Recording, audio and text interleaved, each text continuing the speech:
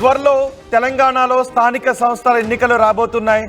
ఈ నేపథ్యంలో కాంగ్రెస్ చాలా వ్యూహాత్మకంగా ముందుకు వెళుతోంది సామాజిక వర్గాల ఈక్వేషన్స్ లో. అందులో బీసీలకు పెద్ద పీట వేయబోతోంది. క్యాబినెట్ ఎక్స్పాన్షన్ ఉండబోతోంది. బీసీలకు ఒకరికి ఉప ముఖ్యమంత్రి పదవి కూడా వచ్చే అవకాశాలు ఉన్నట్టుగా తెలుస్తోంది. ఈ ప్రతిపాదనను ఢిల్లీ దగ్గరకు తీసుకువెళ్తున్నట్టుగా తెలుస్తోంది రాష్ట్ర కాంగ్రెస్ ముఖ్యమంత్రి కూడా ఈ ప్రతిపాదనను కేంద్ర కాంగ్రెస్ దగ్గరకు తీసుకువెళ్ళబోతున్నారు. ఏఐసీసీ ముందు ఈ ప్రతిపాదనను పెట్టబోతున్నారు. బీసీలకు ఇప్పటికే సొంతంగా 42% టికెట్లు ఇవ్వాలి అని కాంగ్రెస్ నిర్ణయం తీసుకుంది. బీసీలకు ఎక్కువగా స్థానిక సంస్థల్లో సీట్లు ఇవ్వాలి అని.